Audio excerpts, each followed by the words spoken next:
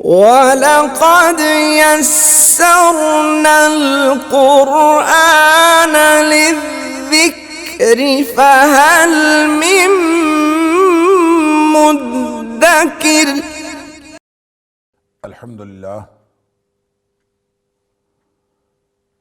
الحمدللہ وکفیٰ وسلام علی عبادہ الذین اصطفیٰ، اشہد ان لا الہ الا اللہ وحدہ لا شریک لہ واشہد ان محمدا عبدہ ورسولہ صلی اللہ علیہ وآلہ وسلم۔ اللہم صلی علی محمد وعلی آل محمد کما صلیت علی ابراہیم وعلی آل ابراہیم انکا حمید مجید۔ اللہم بارک علی محمد وعلی آل محمد کما بارکت علی ابراہیم وعلی آل ابراہیم انکا حمید مجید۔ اما بعد فاعوذ باللہ السمیع العلیم من الشیطان الرجیم من حمزہ ونفخہ ونفثہ، بسم اللہ الرحمن الرحیم۔ وَإِن يُكَذِّبُوكَ فَقَدْ كَذَّبَتْ قَبْلَهُمْ قَوْمُ نُوحٍ وَعَادٌ وَثَمُودُ۔ اور اگر وہ آپ کو جھٹلاتے ہیں تو پس یقیناً ان سے پہلے قوم نوح، قوم عاد اور قوم ثمود بھی جھٹلا چکی ہیں۔ آیت نمبر 42 سورۃ الحج، یہاں سے آج کے سبق کا آغاز اللہ کی توفیق سے ہو رہا ہے، اور اس سے ما قبل سورۃ الحج کے اندر حج کے امور بھی زیر بحث آئے، اللہ کی وحدانیت کی بات بھی ہوئی، قیامت کا تذکرہ بھی ہوا، اور خاص طور پر یہ جو حصہ ہے جس کا آغاز سورہ حج کی آیت نمبر 42 سے ہو رہا ہے، یہ وہ حصہ ہے کہ جس میں خاص طور پر تنبیہ اور انذار اور وارننگ ہے ان لوگوں کو جو نبی کریم صلی اللہ علیہ وسلم اور اہل ایمان کی دشمنی کر رہے ہیں۔ گویا معاندین کو خطرے کی تنبیہ ہے اور ہلاکت کی وارننگ اور انذار ہے کہ تم لوگ بچ جاؤ وگرنہ ہلاک کر دیے جاؤ گے، اور بہت ہی خوفناک اور یوں کہہ لیجئے کہ ہلاک کر دینے والی تنبیہ ہے، اور اس میں پھر حوالہ ہے گزشتہ امتوں کا جو اس سے پہلے ہلاک ہو گئیں۔ تو ظاہر ہے کہ اگر لوگ نبی کریم صلی اللہ علیہ وسلم کی مخالفت کر رہے تھے تو نبی پاک صلی اللہ علیہ وسلم اس سے دل گرفتہ بھی ہوتے تھے، پھر اہل ایمان کو تکلیف بھی ہوتی تھی، خود نبی پاک صلی اللہ علیہ وآلہ وسلم کو بھی بہت زیادہ تکالیف پہنچائی گئیں۔ تو ان میں پھر قرآن کا یہ اسلوب ہے کہ وہ جگہ جگہ جو دشمن ہیں نبی کریم صلی اللہ علیہ وسلم کے، معاندین نبوت جو ہیں اور معاندین اسلام جو ہیں، ان کو قرآن تنبیہ بھی کرتا ہے، ان کو وارننگ بھی دیتا ہے، دھمکی بھی دیتا ہے، اور ساتھ ہی ساتھ نبی اکرم صلی اللہ علیہ وآلہ وسلم اور اہل ایمان کو تسلی بھی دیتا ہے۔ لہٰذا یہ جو آیات ہیں اگرچہ یہ وارننگ ہیں، اگرچہ یہ ہلاکت کی دھمکی ہے معاندین کو، لیکن ساتھ ہی ساتھ نبی اکرم صلی اللہ علیہ وسلم اور اہل ایمان کے لیے ایک بشارت کی حیثیت بھی رکھتے ہیں۔ اے حبیب صلی اللہ علیہ وسلم، اگر انہوں نے آپ کو جھٹلایا ہے، وَإِن يُكَذِّبُوكَ، اگر وہ آپ کو جھٹلاتے ہیں، فَقَدْ كَذَّبَتْ قَبْلَهُمْ، پس یقیناً جھٹلایا تھا ان سے پہلے قوم نوح، نوح علیہ السلام کی قوم نے، وعاد، اور قوم عاد نے، وثمود، اور قوم ثمود نے، وقوم ابراہیم وقوم لوط، ابراہیم علیہ السلام کی قوم نے بھی جھٹلایا تھا اور لوط علیہ السلام کی قوم نے بھی جھٹلایا تھا، وَأَصْحَابُ مَدْيَنَ، اور مدین والے جو لوگ ہیں ان لوگوں نے بھی، مدین کے لوگوں نے بھی جھٹلایا تھا، وَكُذِّبَ مُوسَىٰ، اور موسیٰ علیہ السلام کو بھی جھٹلایا گیا، فَأَمْلَيْتُ لِلْكَافِرِينَ ثُمَّ أَخَذْتُهُمْ، پس میں نے مہلت دی للکافرین، کافروں کو، ثُمَّ أَخَذْتُهُمْ، پھر میں نے ان کو پکڑ لیا، فَكَيْفَ كَانَ نَكِيرٌ، پس کیسا تھا میرا عذاب۔ یہ جو نکیر ہے اس کا معنی ویسے تو انکار کرنا ہوتا ہے، یا کسی چیز کو کی عدم پہچان بھی نکیر کا معنی ہے۔ نکیر جو ہے وہ انکار کرنا بھی ہوتا ہے، اور کسی چیز کو پہچاننے سے انکار کر دینا یا کسی کو پہچان نہ سکنا، یہ بھی نکیر کا معنی ہے، اور نکیر کا معنی عذاب اور سزا بھی۔ فَكَيْفَ كَانَ نَكِيرٌ، کیسی تھی سزا کیسا تھا عذاب، یا کیسا تھا انکار کرنا، یا کیسا تھا عدم پہچان، یہ سارے معنی اصل میں ایک دوسرے سے ملتے ہیں، اس لیے کہ اللہ کریم نے جب کسی قوم پر عذاب نازل کیا تو ان کی خوشحالی کی کیفیت بدحالی سے بدل گئی اور وہ گویا پہچان کے قابل نہیں رہے۔ لہٰذا اس اعتبار سے بھی نکیر درست ہے، اور اس اعتبار سے بھی کہ ان کی کسی بات کا بھی کسی طور بھی اللہ کے ہاں قبولیت نہ ہوئی اور وہ انکار کر دیے گئے، اس اعتبار سے بھی نکیر درست ہے، اور اس اعتبار سے بھی نکیر کہ یہ اللہ تعالیٰ کی طرف سے سزا ہے، یہ عقوبت۔ اس میں ایک بڑی لطیف بات، ایک تو یہ ان لوگوں کی، ان اقوام کا ذکر ہے۔ قرآن نے کتنی قومیں اس دنیا پر، اس دھرتی پر آئیں چلی گئیں، ان کا ذکر سب کا نہیں کیا۔ پورے قرآن میں عام طور پر 6 اقوام کا ذکر چلتا ہے، اور یہ وہ 6 اقوام ہیں، 6 یا 7 اقوام جن کا تعلق خطہ عرب کے ساتھ۔ تو عرب کے لوگ ان کو جانتے تھے، اور کہانیوں کے اعتبار سے یا تاریخ میں سینہ گزٹ کسی نہ کسی کو معلوم ہوتا تھا کہ فلاں قوم تباہ ہو گئی، یا پھر ان کا ایک اور یہ تھا کہ یہ لوگ وہاں سے گزرتے تھے، ان کی تباہ شدہ بستیاں، ان کے کھنڈرات ان کو نظر آتے تھے۔ تو جن لوگوں کے ساتھ کسی نہ کسی طور سینہ گزٹ خبروں کے اعتبار سے یا وہاں خطہ عرب کے مختلف علاقوں سے جب ان کا گزر ہوتا تھا تو ان لوگوں کو کچھ نہ کچھ ان کو پہچان ہوتی تھی، تو ان کا ذکر قرآن نے کیا ہے، جن کے بارے میں ان کو معلوم تھا۔ وہ سب تباہ و برباد ہو گئیں، اور کس وجہ سے تباہ و برباد ہوئیں، ہر ایک کا اپنا ایک الگ ایک چارج شیٹ ہے، اور قرآن نے مختلف مقامات پر ان کی چارج شیٹ پیش کی ہے کہ یہ ساری قومیں تباہ ہو گئیں۔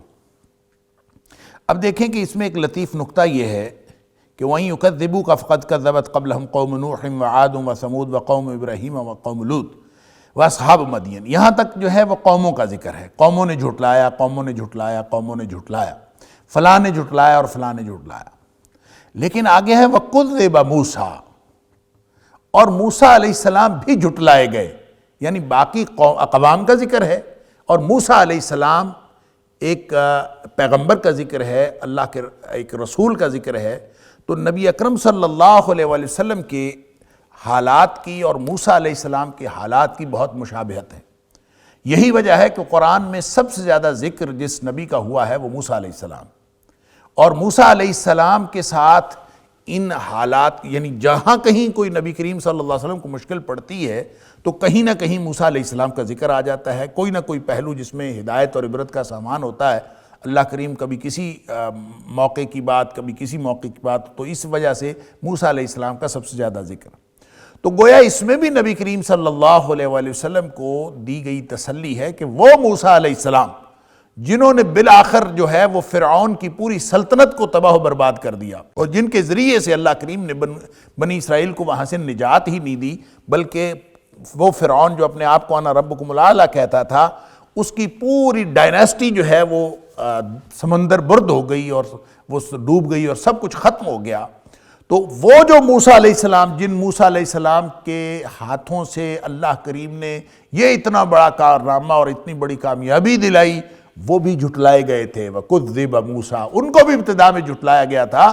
تو کہنے کی بات یہ ہے کہ نبی اکرم صلی اللہ علیہ وسلم کو، یعنی جہاں ایک طرف کفار مکہ کو یہ تنبیہ ہے کہ تمہاری یہ سرداریاں کوئی حیثیت نہیں رکھتی، کہ موسیٰ علیہ السلام کو جھٹلایا گیا، اس کے ان کے مقابلے میں تو بہت بڑا فرعون تھا، تو وہ بھی تباہ و برباد ہوا، تو تم بھی گویا تباہ و برباد ہونے والے ہو۔ اور ایک طرف نبی اکرم صلی اللہ علیہ وآلہ وسلم کو یہ تسلی تھی کہ جہاں فرعونہ کے مقابلے میں انبیاء کامیاب ہو گئے اور ان کو جھٹلائے جانے کے باوجود ان کو کوئی نقصان نہیں ہوا، تو اسی طرح آپ کی ذات کو یا آپ کے مشن کو کوئی نقصان ہونے والا نہیں ہے، یہ سرداریاں کوئی نقصان نہیں دے سکتی۔ وَكُذِّبَ مُوسَىٰ، اور دوسری بات یہ فرمائی فَأَمْلَيْتُ لِلْكَافِرِينَ ثُمَّ أَخَذْتُهُمْ، ان کو بھی کافی مہلت ملتی رہی، ایسا نہیں ہے کہ ایک دم ان کے اوپر عذاب آ گیا۔ فَأَمْلَيْتُ لِلْكَافِرِينَ، میں نے مہلت دی تھی کافروں کو، ثُمَّ أَخَذْتُهُمْ، پھر میں نے ان کو پکڑا تھا۔ تو اس کا مطلب یہ ہے کہ جو کفار مکہ کو اور نبی کریم صلی اللہ علیہ وسلم کے دشمنوں کو مہلت ملی ہوئی ہے، ان کو یہ بتایا جا رہا ہے کہ اس مہلت سے فائدہ اٹھا لو، وگرنہ اللہ کی پکڑ بہت قریب ہے۔ جس طرح تمہیں مہلت ملی ہوئی ہے اسی طرح پہلے لوگوں کو بھی مہلت ملتی رہی تھی۔ فَأَمْلَيْتُ لِلَّذِينَ كَفَرُوا، پہلے بھی ایسا نہیں ہے کہ اس مہلت کو تم سمجھو کہ تمہارے لیے خاص ہے اور تمہیں مہلت ملی ہوئی ہے لہذا عذاب کا کوئی خطرہ نہیں ہے، نہیں، پہلے بھی لوگوں کو مہلت ملتی رہی، اس کے بعد عذاب آتا رہا۔ اب آپ لوگوں کو اگر مہلت ملی ہوئی ہے، یہ کفار مکہ کو اور معاندین نبوت کو، اس وقت بھی جو اس وقت کے معاندین نبوت تھے ان کو بھی یہ تنبیہ ہے، اور قیامت تک آنے والے جو معاندین ہیں سب کو تنبیہ ہے کہ اللہ کی دی ہوئی مہلت سے فائدہ اٹھا لیں، اور وگرنہ اللہ کی سنت یہی ہے فَأَمْلَيْتُ لِلَّذِينَ كَفَرُوا، پہلے اللہ کافروں کو مہلت دیتا ہے، ثُمَّ أَخَذْتُهُمْ، پھر اللہ کریم ان کو پکڑ لیتا ہے۔ فَكَيْفَ كَانَ نَكِيرٌ، پھر کیسا ہوا میرا عذاب، کیسی ہوئی میری سزا۔ اللہ فَكَأَيٍّ مِّن قَرْيَةٍ أَهْلَكْنَاهَا وَهِيَ ظَالِمَةٌ فَهِيَ خَاوِيَةٌ عَلَىٰ عُرُوشِهَا وَبِئْرٍ مُّعَطَّلَةٍ وَقَصْرٍ مَّشِيدٍ۔ اللہ اکبر۔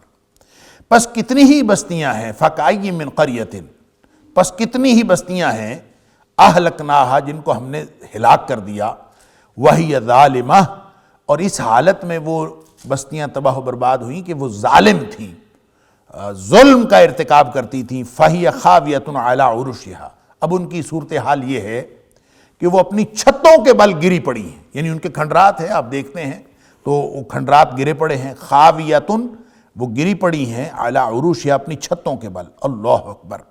وبئر معطلہ، کتنے ہی کنویں ہیں جو ویران پڑے ہیں، وبئر معطلہ، کیونکہ کسی جگہ کی آبادی جو ہے وہاں کی، چونکہ پانی کے بغیر وجعلنا من الماء كل شيء حي، تو آبادی کی ایک نشانی یہ ہوتی ہے، ایک علامت یہ ہوتی ہے کہ وہاں کے کنویں آباد ہوتے ہیں۔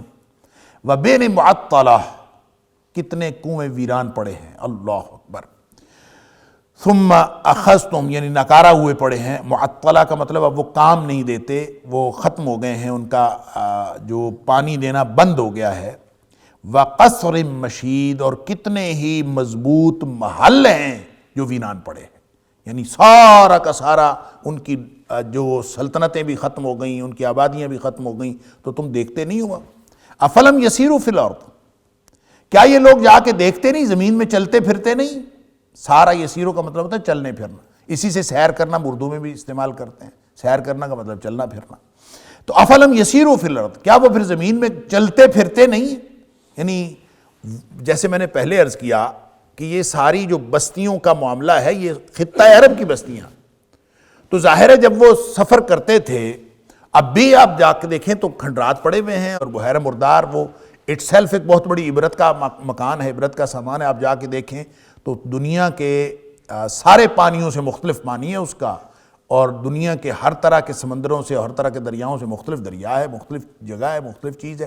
کیوں؟ اس کے اندر اللہ کا عذاب آیا، اور اللہ کے عذاب کی ایک نشانی کے طور پر وہ آج بھی موجود ہے۔ اسی طرح وہاں آپ قریب ہی جا کے دیکھیں، پیٹرا کے کھنڈرات ہیں، وہاں پہ پڑے ہوئے ہیں۔ اسی طرح عرب کے اندر آپ تبوک کی طرف جائیں، ہر طرف آپ کو کھنڈرات پڑے ہوئے ملتے ہیں، لیکن وہ کھنڈرات اس طرح کے ہیں کہ آپ دیکھیں حیران انسان رہ جاتا کہ صدیوں پہلے یہ کس طرح سے انہوں نے بنائے ہوئے، پہاڑوں کے اندر وہ کھود کے گھر بنائے ہوئے، اور پھر صرف گھر نہیں بنائے ہوئے، اتنے اونچے اونچے بلند و بالا 50 فٹ اور اس سے بھی زیادہ ان کے جو دروازے ہیں اس کے اوپر نقش و نگار کیا ہوا۔ تو ظاہر ہے کہ وہ پوری بستی جو ہے، آپ پیٹرا کھنڈرات دیکھیں اردن میں جا کے، تو پوری کی پوری بستی جو ہے وہ پہاڑوں کے اندر، آدمی حیران ہو جاتا ہے کہ پہاڑ کے اندر، اور 2-3 کلومیٹر باہر سے اندر جانا پڑتا ہے، اور اتنی محفوظ بستیاں۔ اللہ اکبر۔ یہ جو قصر مشید ہے نا، کہ انتہائی مضبوط محل جو ہیں وہ سارے کے سارے، وہ جہاں مرضی ہو موت تو پہنچ جاتی ہے پھر۔ اللہ اینما تکونوا یدرککم الموت ولو کنتم فی بروج مشیدہ، جتنے مرضی تم مضبوط اور چونے گچ محل بنا لو، بنکر بنا لو، موت تو وہاں بھی پہنچ جائے۔ اب ظاہر ہے کہ وہ جو انہوں نے اس وقت بنایا تھا تو وہ اپنی یعنی محفوظیت کے اعتبار سے اور پروٹیکشن کے اعتبار سے اس سے زیادہ محفوظ گھر کیا ہو سکتا ہے، اس سے زیادہ محفوظ بستی کیا ہو سکتی، کہ پوری کی پوری بستی پہاڑوں کے اندر کھود کے بنائی ہوئی، اور باہر سے جو ہے وہ یوں، آپ باہر سے اس بستی تک پہنچنے کے لیے کافی تگ و دو کرنی پڑتی ہے، بڑی محنت کرنی پڑتی ہے کہ آدمی جا کے اس بستی میں پہنچتا ہے۔ تو آج بھی وہ کھنڈرات جو ہیں وہ عبرت کا سامان موجود ہے۔ افلم یسیروا فی الارض، کیا وہ زمین میں گھومتے پھرتے نہیں؟ اللہ اکبر۔ چلتے پھرتے نہیں. فتکون لہم قلوب یعقلون بہا. اللہ اکبر. پس ہونے چاہیے ان کے دل جس سے وہ کوئی چیز سمجھیں، عقل کریں. او آذان یسمعون بہا، یا ان کے کان ہوں جس سے وہ کوئی سنے. اب ظاہر ہے کان بھی ان کے ہیں، دل بھی بطور آرگن کے تو ہے، ایک عضو کے طور پر دل بھی اندر ہے. دل نہ ہو تو انسان تو زندہ ہو رہ نہیں سکتا. دل حرکت کر رہا ہے، پھڑک رہا ہے اندر اور پورا پمپ کر رہا ہے، اور اسی لیے تو خون کی گردش جاری ہے، اور خون کی گردش جاری انسان زندہ نظر آتا. وَلَقَدْ يَسَّرْنَا الْقُرْآنَ لِلذِّكْرِ فَهَلْ مِن مُدَّكِرٍ. لہذا اس زندگی کے باوجود قرآن کہتا ہے کہ ہونا چاہیے ان کے پاس دل جس سے وہ کوئی بات سمجھے. اللہ اکبر. اور یہ جو کان ہیں یہ بطور آرگن تو لگے ہوئے ہیں، لیکن اس سے وہ کچھ سنتے نہیں.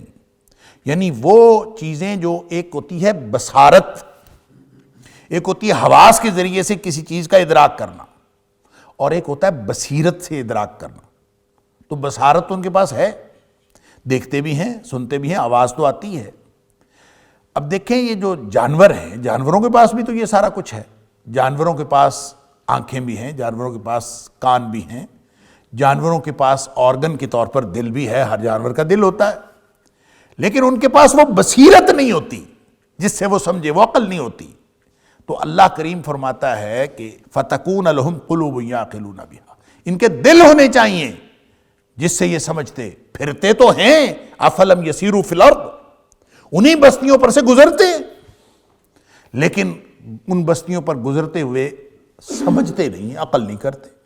ان کے سمجھنے والے دل ہونے چاہیے، سننے والے کان ہونے چاہیے.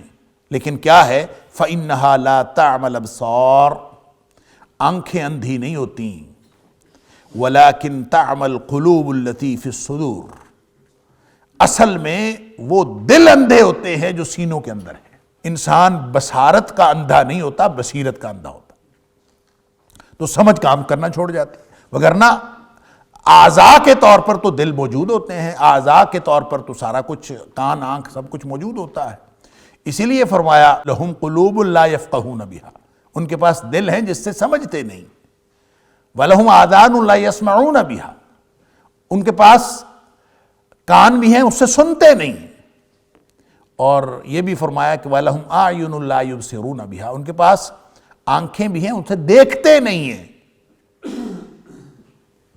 پھر فرمایا أُولَٰئِكَ كَالْأَنْعَامِ بَلْ هُمْ أَضَلُّ، یہ تو چوپایوں جیسے ہیں بلکہ ان سے بھی گئے گزرے، جانوروں جیسے ہیں بلکہ ان سے بھی گئے گزرے. اللہ اکبر. تو گویا جو انسان ایک امتیاز جو ہے جانوروں سے، حیوانات سے، وہ عقل ہی تو ہے، شعور ہی تو ہے. اور اگر انسان عقل و شعور سے کام نہ لے تو اس کا مطلب ہے اس کی حیثیت تو جانوروں جیسی ہے. لیکن وہ جانوروں سے بھی بدتر اس لیے ہے کہ جانور اپنا وظیفہ وجود ادا کر رہے ہیں اور انسان اپنا وظیفہ وجود ادا نہیں کرتا. اس لیے فرمایا بل ہم اضل، بلکہ یہ جانوروں سے بھی گیا گزرا. اب یہاں پہ عذاب کے بارے میں بات ہو رہی ہے کہ بستیوں کے اندر کتنے ہی عذاب آئے ہوئے ہیں اور کتنی بستیاں تباہ و برباد ہوئی ہیں، اور خطہ عرب کی بستیاں ہیں، اور تم لوگ گزرتے بھی ہو وہاں سے. افلم یسیروا فی الارض، زمین میں چلتے پھرتے نہیں، چلتے پھرتے ہیں. ان کی جو تجارتی شاہراہ تھی شام کی طرف، مدینہ سے لے کر، یعنی حجاز سے لے کر، مکہ مکرمہ سے لے کر شام تک جو تجارتی شاہراہ تھی، وہ اب بھی وہ سڑک موجود ہے، اور اس کے اوپر جو ہے آپ جائیں تو اسی کے اوپر آپ کو ساری کی ساری بستیاں یا بیشتر بستیاں آپ کو اسی کے اوپر نظر آ جاتی. لہٰذا وہ سب کچھ ہونے کے باوجود اگر کسی کو نظر نہیں آتی تو اس کا مطلب ہے ان کی آنکھیں اندھی ہو گئی ہیں. تو اصل میں آنکھیں اندھی نہیں ہوتی، دل کی آنکھیں اندھی ہوتی ہیں. اور کان جو ہیں وہ کوئی ایسا نہیں ہے کہ ان کے کان کٹ گئے ہیں یا ان کے اندر کوئی چیز پڑ گئی ہے اور ان کو سنائی نہیں دیتا، سنائی دیتا ہے، لیکن وہ سمجھ سے آ رہی ہیں، عقل و شعور سے آ رہی ہیں. اس لیے فرمایا کہ فَإِنَّهَا لَا تَعْمَى الْأَبْصَارُ، آنکھیں اندھی نہیں ہوتی، وَلَكِنْ تَعْمَى الْقُلُوبُ الَّتِي فِي الصُّدُورِ، دل اندھے ہوتے ہیں جو سینوں کے اندر ہیں. اللہ، یہ پوری ایک گویا بصارت اور بصیرت کی جو تمیز ہے، بصارت اور بصیرت کا جو امتیاز ہے، اس کا جو فرق ہے، وہ اللہ کریم نے بیان کر کے فرما دیا عین ممکن ہے کہ بظاہر 2 ٹانگوں پر چلنے والا انسان وہ 4 ٹانگوں پر چلنے والے جانور سے بدتر ہو۔ عین ممکن ہے کہ انسان جو بظاہر اپنے کانوں کے اعتبار سے، اپنے شکل کے اعتبار سے، اپنے اعضاء کے اعتبار سے صحیح سلامت نظر آ رہا ہے، لیکن وہ اصل میں اندھا ہو چکا ہو۔ اور اندھا کیا ہوتا ہے؟ اس کی بصیرت اندھی ہوتی ہے۔ بصیرت اندھی ہوتی ہے تو پھر سارے یہ ٹولز ہیں، یہ کان، آنکھ، ناک، یہ سب کچھ جو ہے، یہ زبان، یہ ٹولز ہیں، تو گویا یہ ٹولز صحیح کام کرنا چھوڑ دیتے ہیں، اس لیے کہ بصیرت اندھی ہوئی ہے۔ تو اصل چیز انسان کی عقل اور سمجھ ہے، اور وہ عقل و شعور اگر اللہ انسان کو عطا فرمائے تو پھر ہر چیز سے انسان عبرت حاصل کرتا۔ اللہ، یہ پوری یعنی صرف کھنڈرات کو دیکھ کر عبرت نہیں حاصل کرتا، یہ پوری کائنات اصل میں معجزہ ہے۔ اس کائنات کی ایک ایک چیز اللہ کی وحدانیت کی نشانی رکھتی ہے۔ اسی لیے اللہ کریم نے سورہ یونس کے اندر فرمایا وَكَأَيٍّ مِّنْ آیَةٍ فِي السَّمَاوَاتِ وَالْأَرْضِ، زمین و آسمان میں کتنی ہی نشانیاں ہیں، اس پر یہ روز گزرتے ہیں۔ اللہ اکبر، وَهُمْ عَنْهَا مُعْرِضُونَ، لیکن یہ منہ پھیر کے گزر جاتے ہیں، توجہ ہی نہیں دیتے۔ لہذا نشانیاں ہمارے ارد گرد ہر جگہ پہ موجود ہیں، ہر چیز میں۔ آپ جہاں بیٹھے ہوں یہ لائٹیں آن ہیں، آپ سوچنا شروع کر دیں یہ لائٹ کیوں آن ہے؟ نہیں سوچتے، بصیرت سے کام نہیں لیتے تو یہ کوئی نشانی نہیں، یہ عام سی بات ہے۔ آپ کہیں گے ادھر سے لائٹ کا وہ کنیکشن دیا ہوا ہے اور ادھر سے سوئچ آن کیا ہے، لائٹ آن ہے، اس میں کون سی بات؟ یہ لائٹیں جلی ہوئی ہیں تو اس میں کیا ہے؟ سوئچ آن کیا ہے تو لائٹیں جل، اس میں کون سی بات؟ نہیں، جب سوچیں، اگر بصیرت ہو، اگر انسان کی بصیرت اندھی نہ ہوئی ہو تو پھر انسان ہر چیز، ہر نشانی کے بارے میں سوچتا ہے، شعور سے کام لیتا ہے۔ جب شعور سے کام لیں گے، جانوروں کے اندر اور انسانوں کے اندر یہی تو فرق۔ جب انسان عقل سے کام لے گا، سوچے گا کہ یہ اس میں یہ روشنی کہاں سے آئی، تو پہلا سوال تو یہ، پہلا جواب تو یہی ہے کہ پیچھے سے سوئچ آن ہوا ہے تو روشنی آ گئی۔ اچھا اس سوئچ میں روشنی کہاں سے آئی؟ وہ کہتا ہے پیچھے سے جو ہے گریڈ اسٹیشن سے آئی، کرنٹ آ رہا ہے، اس میں بجلی آ رہی۔ گریڈ اسٹیشن میں کہاں سے آئی؟ وہ کہتا ہے جی منگلا ڈیم سے آئی یا تربیلا ڈیم سے آئی، اس میں کون سی بات؟ اللہ، یعنی کوئی چیز انسان کو حیران کر دینے والی نہیں۔ پھر آپ سوچیں کہ منگلا ڈیم میں اور تربیلا ڈیم میں یہ بجلی کہاں سے آئی؟ پھر وہ کہتا ہے اس میں کون سی بات ہے، پانی آتا ہے، ٹربائنیں چلتی ہیں اس کے زور سے، اور ٹربائن چلتی ہے اور بجلی بن جاتی ہے، اس میں کون سی بات؟ اللہ، تو تربیلا ڈیم میں پانی نہ آئے تو بجلی کیسے بنے گی؟ پانی کہاں سے آتا ہے؟ اللہ تعالیٰ قرآن میں فرماتا ہے قُلْ إِنْ أَصْبَحَ مَاؤُكُمْ غَوْرًا فَمَنْ يَأْتِيكُمْ بِمَاءٍ مَعِينٍ، یہ بتاؤ کہ اگر یہ جو پانی ہے وہ زمین میں چلا جائے اور نکلے نہ، نیچے چلا جائے بس، فَمَنْ يَأْتِيكُمْ بِمَاءٍ مَعِينٍ، یہ چلتا ہوا پانی کون لائے گا؟ سوال ہے۔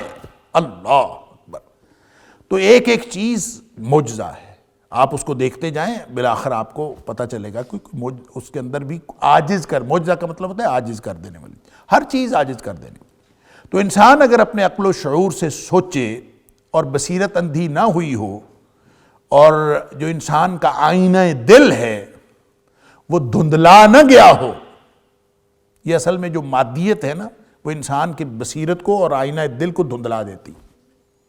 یہ بالکل اسی طرح جیسے شیشہ ہے نا، تو شیشے کے اندر ہم دیکھتے ہیں اور پورا کلیئر کٹ نظر آتا ہے، آئینے کے اندر آپ کو پورا عکس نظر آ رہا ہوتا ہے۔ تو اس کے اوپر اگر گھی پڑ جائے، اب گھی ویسے اچھی چیز ہے، غذائیت کے لیے بہت اچھی چیز ہے، لیکن آئینہ دل کو جس طرح گھی آئینے کو متاثر کرتا ہے، اسی طرح یہ مادیت جو ہے وہ انسان کے بصیرت کو اور آئینہ دل کو متاثر کرتا ہے۔ انسان کے جب وہ بصیرت دھندلا جاتی ہے تو انسان کی آہستہ آہستہ ہوش و حواس گم ہو جاتے ہیں، اس اعتبار سے نہیں کہ وہ بے ہوش نظر آتا ہے، اس اعتبار سے کہ وہ اپنی بصیرت کے اعتبار سے اندھا ہو چکا ہوتا ہے اور اپنے انجام کے اعتبار سے بے ہوش ہو جاتا ہے، پھر اس کو سمجھ نہیں آتی میں کیا کروں۔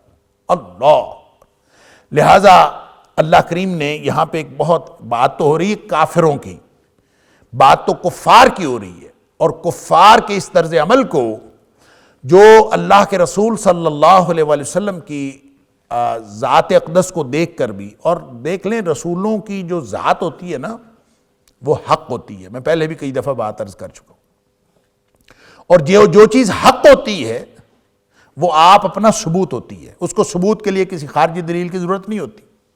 تو جو نبیوں کو دیکھ کر بھی نہ مانے، اللہ، ہم نے تو دیکھا نہیں نا نبی اکرم صلی اللہ علیہ وسلم کو، ہم تو دور بیٹھے ہیں جغرافیائی اعتبار سے بھی اور زمانی اعتبار سے بھی، تو اللہ کا شکر ہے کہ اللہ نے ہمیں ایمان کی دولت عطا فرمائی ہے، اور نبی اکرم صلی اللہ علیہ وآلہ وسلم نے پتہ کیا خوشخبری دی ہے؟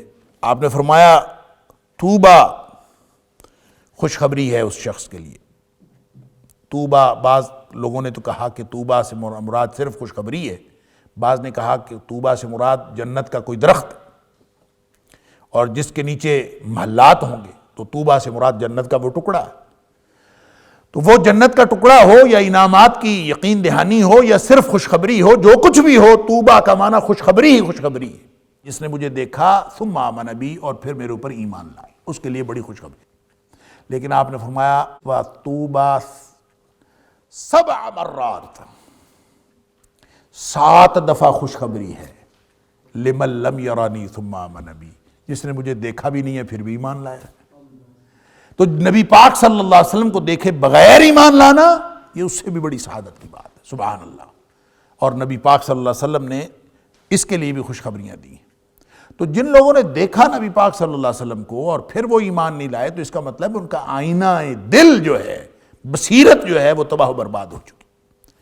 اب یہ ایک جو موضوع ہے یہاں پہ کہ آفاق و انفس کی، یہ تو ایک پہلو ہوا کہ آفاق و انفس کی نشانیاں دیکھنے اور ان کو سمجھنے کے لیے بصیرت کا جو ایک صرف بصارت کا ہونا ضروری نہیں، بصیرت کا ہونا بھی ضروری ہے۔ دوسری بات یہاں سے جو ایک بہت بڑی بحث ہے سائنس کی اور وحی کی اور اللہ کے قرآن کی، وہ ہے کہ دل سمجھنے کا یا عقل کا محل دل ہے یا دماغ ہے۔ سائنس نے تو کہا دماغ ہے، اور ہم نے بھی اس کے مطابق ہماری طبیعتیں بھی بن گئی اور ہم بھی سمجھتے ہیں دماغ ہی ہے، اور دماغ کے اعتبار سے ہر اعتبار سے ہم جب کچھ سوچتے ہیں، کچھ کرتے ہیں، کوئی نہیں کرتے تو کہتے تیرے کھوپڑی نہیں ہے، کھوپڑی سے کام نہیں لے رہے، تو کھوپڑی کا تعلق کوئی ہے، یعنی یہ جو سر کا جو اس کے اندر جو کچھ ہے دماغ، یعنی ایک آرگن ہے برین، تو برین کا کام ہے سوچنا سمجھنا یا ہارٹ کا کام ہے سوچنا سمجھنا؟ اللہ اکبر، یہ ایک بہت یعنی پرانی قدیم بحث، اور سائنس اسی نتیجے پہ پہنچی ہے، یا کہہ لیجئے کہ چند سال پہلے پہنچی تھی، کہ دماغ ہی عقل کا محل ہے، سوچنے کا تعلق دماغ سے۔ یہ جو عرب بھی ہے نا، جو نام سوچ سمجھ رہا ہو نا، اس کو کہتے ہیں ما مخفیک، مخ کا مطلب یہ دماغ، تیرے اندر دماغ ہی نہیں ہے، تو سوچ نہیں رہا، ما مخفیک۔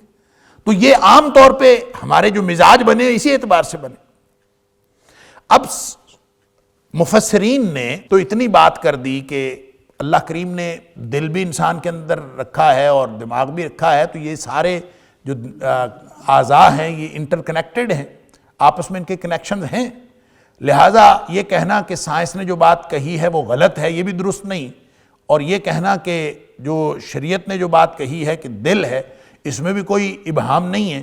تو دل اور دماغ کا کنیکشن جو ہے، ظاہر ہے دل اگر پمپ نہ کرے تو دماغ کو تو خون ہی نہیں جاتا، اور دماغ کو اگر خون نہ جائے تو اس کے اندر سوچنے سمجھنے کی صلاحیت ختم ہو جاتی ہے۔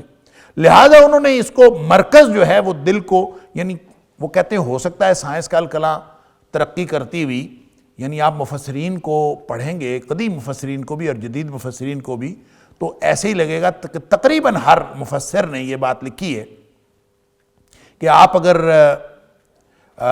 یعنی سائنس ترقی کرتی ہوئی اس نتیجے پر آئندہ کبھی پہنچ جائے گی کہ دماغ نہیں ہے انسانی جسم کا مرکز بلکہ دل ہی ہے، کیونکہ نبی پاک صلی اللہ علیہ وسلم نے بھی دل ہی قرار دیا ہے، دل مرکز ہے، سائنس کہتی ہے دماغ مرکز ہے۔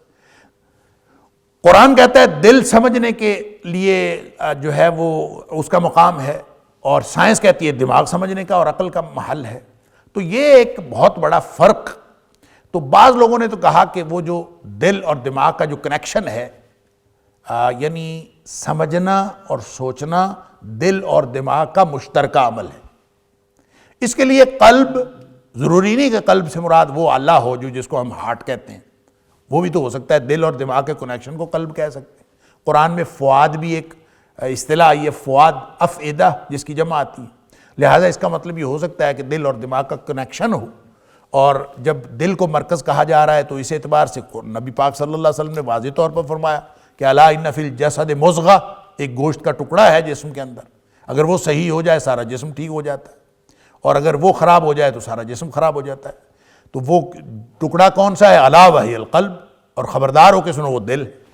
تو یہ مفسرین نے مختلف اس کے پہلو بیان کر کے کسی حد تک تسلی کرتے رہے ہیں کہ سائنس جو ہے، تو ویسے بھی سائنس اپنے نتائج بدلتی رہتی ہے، تو ہم یہ امید رکھتے ہیں کہ سائنس جو ہے مستقبل قریب میں یا مستقبل میں یہ اس نتیجے پہ پہنچ جائے گی کہ سوچنے سمجھنے کا مقام دماغ نہیں ہے بلکہ دل ہے.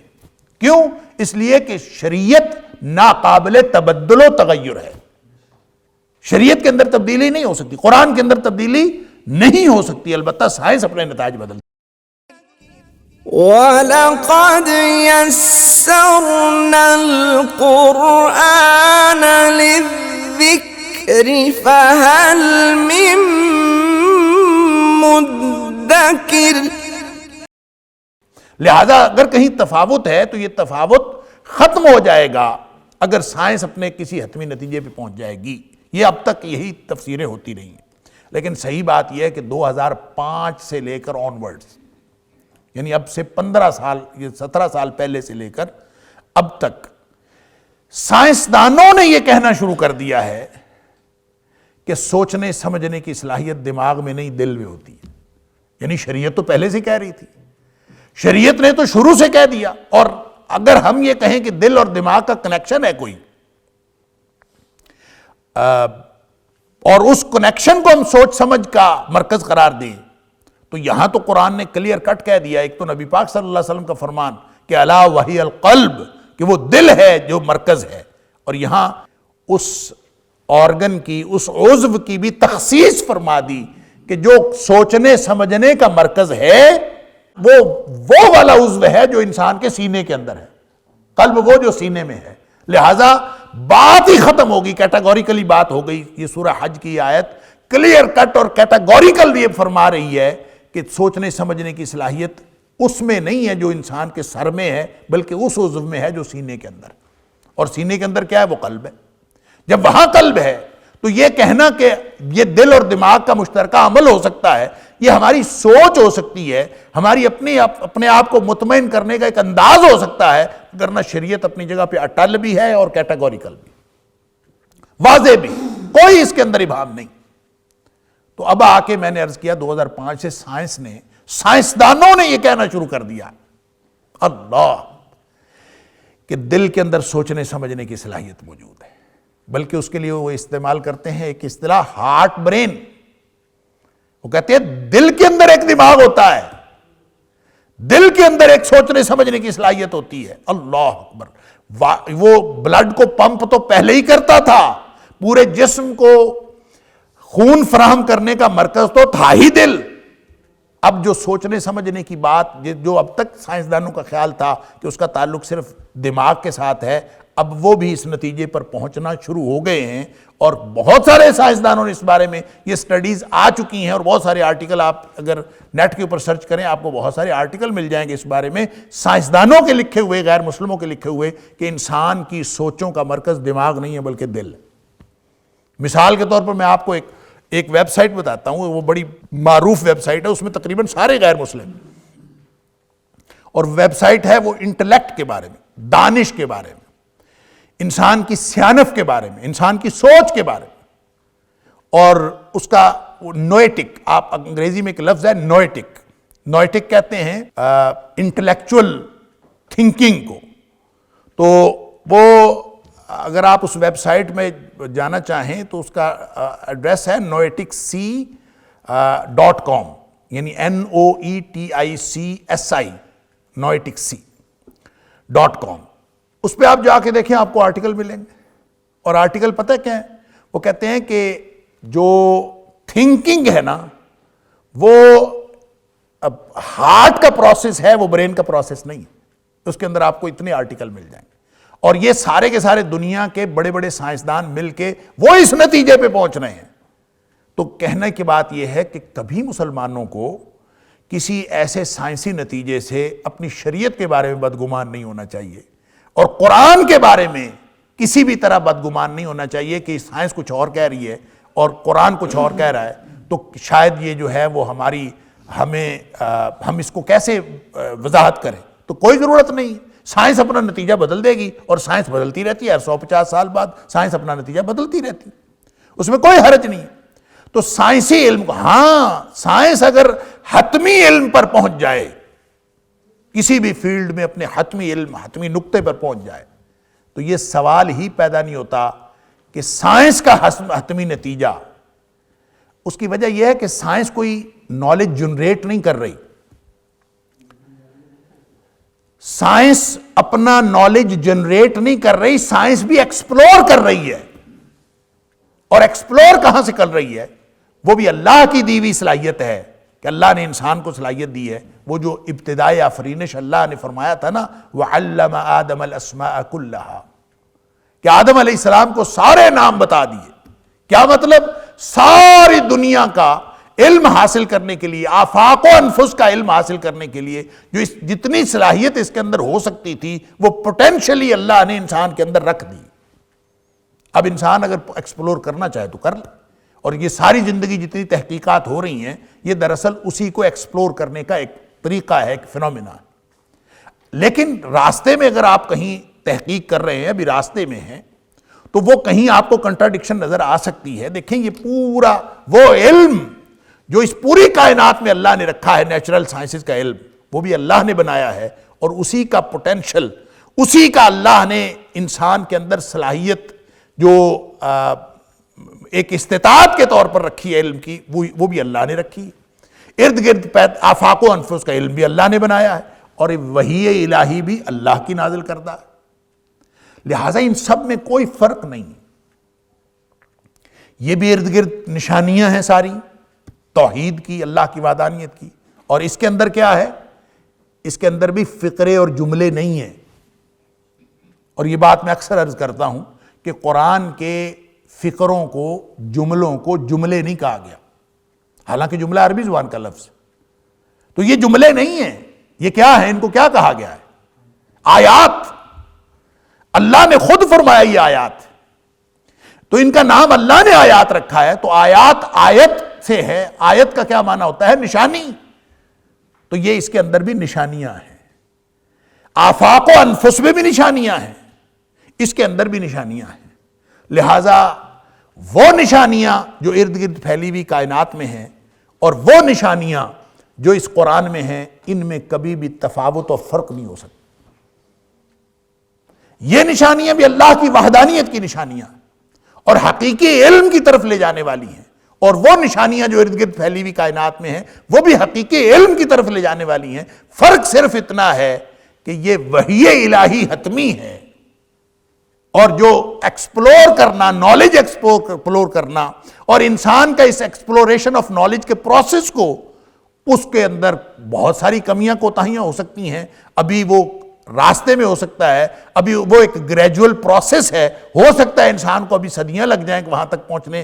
لیکن جب بھی کسی حتمی نتیجے پر انسان پہنچے گا، سائنس کے ذریعے پہنچے، کسی بھی ذریعے سے پہنچے، جب وہ کوئی بھی ٹول یوز کر کے، چاہے وہ آنکھوں سے دیکھ کر پہنچے، کانوں سے سن کر پہنچے، مشینوں اور لیبز کے ذریعے سے پہنچے، جب وہ آفاق و انفس کی کسی نشانی کی حتمی نتیجے پر پہنچے گا، تو یہ ہو نہیں سکتا کہ وہ اللہ کے قرآن کے بیان کے مخالف ہو یا اس کے خلاف. یہ ممکن نہیں.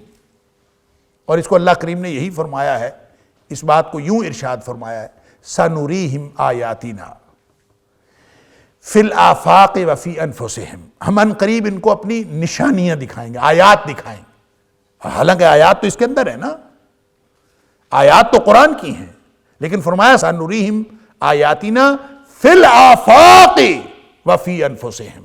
ہم ان کو نشانیاں دکھائیں گے آفاق میں اور ان کے اپنے وجود کے اندر. جب وہ نشانیاں دیکھیں گے اور اس نشانی پہ حتمی نشانی پہ پہنچیں گے, حتی یتبین لہم انہ الحق, یہاں تک کہ ان کے اوپر واضح ہو جائے گا کہ اللہ کے قرآن نے جو کچھ فرمایا تھا یہی حق ہے. لہذا دل مقام ہے سوچ سمجھ کا اور عقل کا, دل محل ہے عقل کا. قرآن نے کیٹیگوریکلی فرما دیا کہ وَلَٰكِن تَعْمَى الْقُلُوبُ الَّتِي فِي الصُّدُورِ, آنکھیں اندھی نہیں ہوتی, دل اندھے ہوتے ہیں. کون سے دل؟ جو سینوں میں ہے. اللہ اکبر. تو جو کچھ سینوں میں ہے وہی اللہ جانتا ہے. یعنی قرآن نے بار بار یہی کہا کہ اللہ تعالیٰ جانتا ہے کہ جو کچھ تمہارے سینوں میں ہے, تو سینوں میں ہی دل ہے.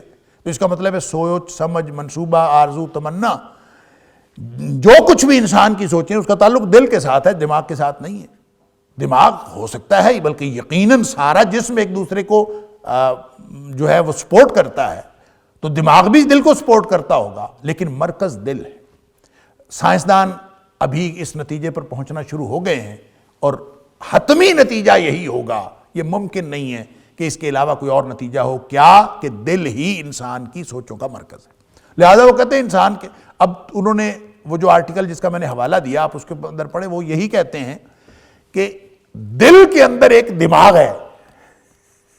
دل کے اندر دماغ کا کیا مطلب ہے؟ دل کے اندر سوچنے سمجھنے کی ایک صلاحیت ہے, اس کا نام ہے ہارٹ برین. لہذا یعنی اب یہ سائنسدان وہاں پہنچیں گے, آج پہنچیں کل پہنچیں, یا وہ ہارٹ برین لوگوں کے سامنے رکھ دیں کہ یہ ہے اصل میں ہارٹ برین. ابھی ہو سکتا ہے کہ وہ اس تک یہ فزیکلی نہ پہنچے ہوں, ابھی تک تو صرف تھوریٹیکلی یہ بات ہو کہ یہ جناب ہارٹ برین ہے, اس کے ذریعے سے انسان سوچتا ہے. اللہ اکبر. لیکن کل کلاں ہو سکتا ہے فزیکلی بھی انسان اس نتیجے پہ پہنچ جائے کہ یہ ہے وہ آرگن, یہ ہے وہ عضو جو پورے جسم کا انسانی سوچوں کا اور عقل کا محل ہے. لیکن قرآن نے جب کہہ دیا کہ فَتَكُونَ لَهُمْ قُلُوبٌ يَعْقِلُونَ بِهَا, ان کے پاس تو وہ دل ہونے چاہیے تھے جس سے یہ سمجھتے, تو سمجھتے نہیں ہیں, تو اس کا مطلب ہے ان کے دل اندھے ہو چکے ہیں. تو اس کا تعلق دل کے ساتھ ہے, اور یہ بحث گویا خود ہی کنکلوڈ ہو جاتی ہے.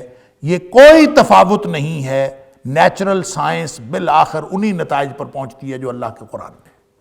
اور یہ ابھی پہنچی ہے کہ نہیں پہنچی, یہ اس کا کوئی فرق نہیں پڑتا. آج پہنچ جائے یا صدیوں بعد پہنچ جائے, وہ پہنچے گی اسی نتیجے پر, حتی یتبین لہم انہ الحق. لہذا اللہ کریم نے فرمایا, اس آیت کو دوبارہ اس کا ترجمہ دیکھ لیجئے کہ افلم یسیروا فی الارض, اللہ, زمین میں چلتے پھرتے نہیں, اللہ اکبر. بلکہ ایک جگہ تو اللہ کریم نے یہ فرمایا کہ انکم لتمرون علیہم مصبحین وباللیل افلا تعقلون, کہ ان بستیوں کے اوپر تم گزرتے ہو, صبح و شام تمہارا گزر ہوتا ہے. افلا تعقلون, وہ بستیاں جو اللہ کریم نے تباہ و برباد کر دی ہیں ان کے اوپر تمہارا صبح و شام گزر ہوتا ہے, تمہیں عقل نہیں آتی, سمجھتے نہیں ہو. تو یہاں یہی فرمایا فَتَكُونُ لَهُمْ قُلُوبٌ يَعْقِلُونَ بِهَا. اور پھر سورۃ الحجر میں یہ بھی فرمایا وَإِنَّهُمَا لَبِإِمَامٍ مُّبِينٍ, وہ دو بستیاں تو تمہارے سیدھے رستے کے اوپر ہے, جب تم جا رہے ہوتے تمہارے رستے کے اوپر ہی آ جاتی ہیں, پھر بھی تم نہیں سمجھتے.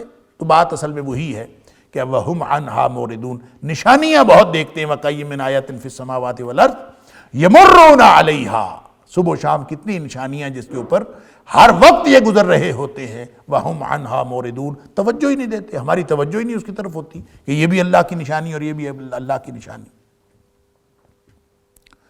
وہ جو میں عرض کر رہا تھا کہ آرٹیکل ہے اس میں نوئٹکس میں, اس میں جو آرٹیکل ہے اس کا عنوان ہے thinking from the heart brain, یعنی ہارٹ برین سے سوچنا. اور ہارٹ برین کیا ہے؟ وہ دل کی صلاحیت ہے, وہ دماغ کی صلاحیت نہیں ہے, اور اس کے ذریعے سے سوچنا. اس کے اوپر جو ہے وہ آپ آرٹیکل پڑھ لیجئے گا, کافی ساری چیزیں انشاءاللہ کلیئر ہو جائیں گی. اور جن لوگوں کا خیال یہ ہے, اور جو خاص طور پر ملحدین قرآن پر اعتراض کرتے ہیں, ان کو یہ سب سے بڑا اعتراض یہی ہوتا ہے کہ سائنس کہتی ہے دماغ مرکز ہے اور قرآن کہتا ہے دل مرکز ہے, تو یہ تو جناب قرآن نے تو بات ہی ایسی سائنس کے خلاف کر دی. بھئی سائنس کوئی ایمان لانے والی چیز ہے؟ اللہ کا قرآن ایمان لانے والی چیز ہے. سائنس نتیجہ بدل دے گی پھر تم کیا کرو گے؟ ایمان اللہ کے قرآن پر ہے جو ناقابل تبدل اور ناقابل تغیر ہے، اور سائنس ہو نہیں سکتا کہ کبھی اس کے اندر کوئی تفاوت نہیں ہے. جو نتائج حتمی نتائج سائنس کے ہیں وہی نتائج اللہ کے فضل سے قرآن کے ہیں. وَيَسْتَعْجِلُونَكَ بِالْعَذَابِ وَلَن يُخْلِفَ اللَّهُ وَعْدَهُ. اللہ اکبر. إن هذا القرآن يهدي للتي هي أقوم ويبشر المؤمنين الذين يعملون الصالحات أن لهم أجرا كبيرا.